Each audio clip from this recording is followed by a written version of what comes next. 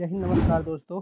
आज के वीडियो में हम सीखने वाले हैं कि आर फेस और वाई फेस और बी फेस में इन तीनों फेसों में से सबसे पावरफुल कौन सी होती है। ठीक, आप सब लोग के बहुत लोग के मन में यह डाउट रहते हैं कि आर फेस, वाई फेस या फिर ब्लू फेस होती है, इन सभी फेसों में से सबसे पावरफुल कौन सी होती है। तो बहुत लोग ऐसा सोचते हैं, जो हमारी आर फेस होती है, मतलब आर फेस क्या होती है, आर फेस हमेशा रेड में होती है।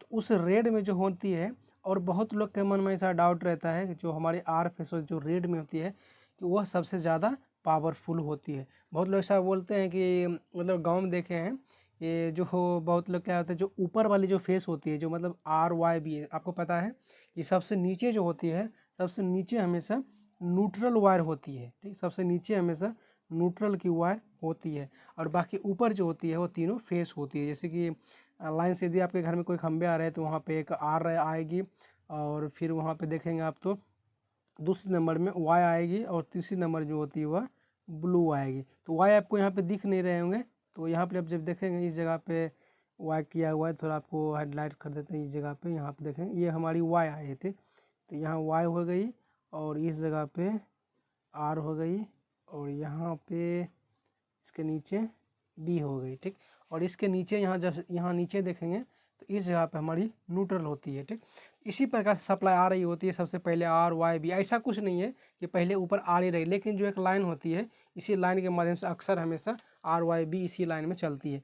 तो बहुत लोग ऐसा हमेशा मन में रहते हैं, जो हमारी आर फेस होती है वो आर फेस सबसे ज़्यादा पावरफुल होती है। तो बहुत लोग बोलते हैं ऊपर वाले लाइन में आप लगाओ, तो ऊपर वाले लाइन में लगाने से आपके घर का जो बल्ब होती है वह बल्ब थोड़ी तेज़ से जलेगी, मतलब उसमें ज़्यादा वोल्टेज मिलेगी। तो ऐसा बिल्कुल नहीं होती। हम आपको बता दें, जो हमारी आर फेस होती है, वाई फेस होती है, बी फेस होती है, तीनों की जो क्षमता होती है वह सेम होती है। तीनों की क्षमता जो होती है वह सेम होती है, किसी में कोई डिफरेंट नहीं होती है। जितनी पावरफुल हमारी आर फेस होती है उतनी हमारी वाई होती है, उतनी हमारी बी फेस होती है।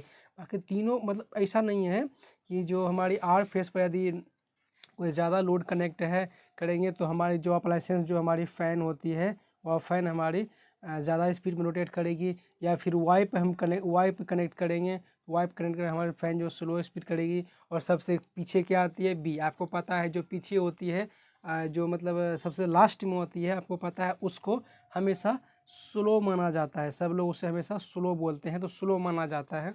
तो बहुत लोग ऐसा ब्लू को क्या करते हैं, ब्लू को मतलब ब्लू फेस को हमेशा मिस करते हैं लोग, मतलब उसे यूज नहीं करना चाहते। क्योंकि बहुत लोग बोलते हैं जो ब्लू फेस होती है वो लास्ट में रहती है, उसमें जो वोल्टेज होती है वो वोल्टेज हमेशा लो होती है। तो हम आपको बता दें ऐसा बिल्कुल नहीं होती है।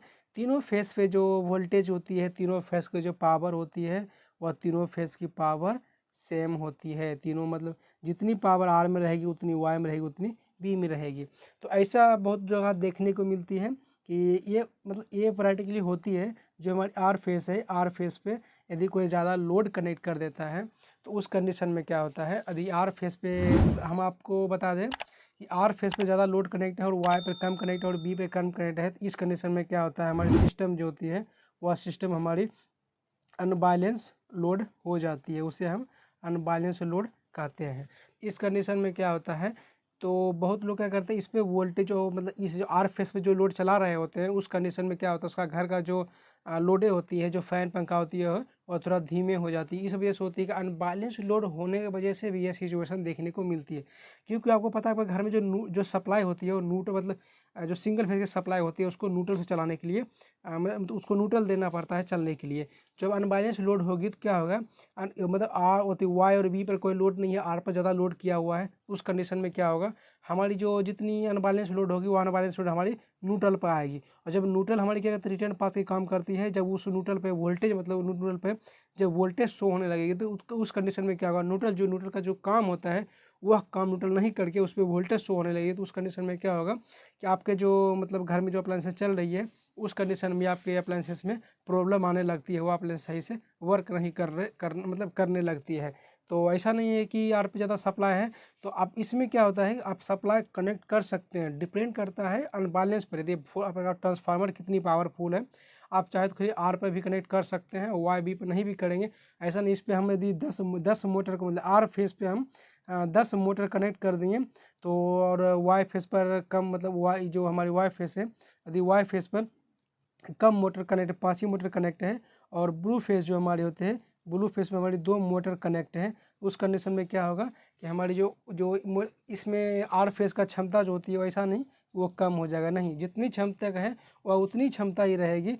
एक्चुअली मतलब जो इस पर 10 मोटर कनेक्ट हो चुका है, और ऐसा ये नहीं हुआ कि वाई और बी से इसका पावर कम होगा, नहीं ऐसा नहीं होता है। जितनी पावर इसकी है उतनी पावर इसमें भी है, लेकिन आप मतलब वो आप क्या किए हैं वो उससे डिफेंड मतलब उससे फ़र्क नहीं पड़ता है। जो इसकी क्षमता है वो क्षमता ही रहेगी। आप भले आर पर 10 मोटर कनेक्ट करें या फिर वाई पर 5 मोटर कनेक्ट करें या बी पर 2 मोटर करें, उससे इसको फ़र्क नहीं होता है। मोटर जो सप्लाई जो होती है आर वाई बी, जो तीनों जो सप्लाई होती है वह तीनों सप्लाई सेम होती है, उसमें कोई भी चेंजेस नहीं होती है। जितनी पावरफुल हम आपको पीछे भी बताया है कि जितनी पावरफुल हमारी आर रहेगी उतनी हमारी वाई भी रहेगी, उतनी हमारी बी भी रहेगी। तीनों में कोई फ़र्क नहीं होता है, तीनों सेम होती है, तीनों सेम पावर की होती है। आप किसी भी फेस पे चलाओ, डिपेंड करता है आपके दूरी पे, आपके ट्रांसफार्मर पे। आपके ट्रांसफार्मर एग्जांपल हम मानते हैं, आपके ट्रांसफार्मर पे 50 एम्पियर का लोड कनेक्ट करने की क्षमता है। यदि उस कंडीशन में इस मोटर पे 45 एम्पियर की लोड कनेक्ट है, तो उस कंडीशन में आप तीनों में से किसी भी फेस पर आप लोड कनेक्ट करेंगे तो उस कंडीशन में आपका जो लोड है वह लोड हमेशा वह स्लो ही चलेगी, क्योंकि उस ट्रांसफार्मर पर फुल लोड कनेक्ट हो चुकी है। आपको पता है किसी भी चीज़ पर हम फुल लोड कनेक्ट नहीं कर सकते, फुल लोड कनेक्ट करेंगे तो वह उपकरण हमारी डैमेज हो सकती है और सही से वर्क भी नहीं करेगी।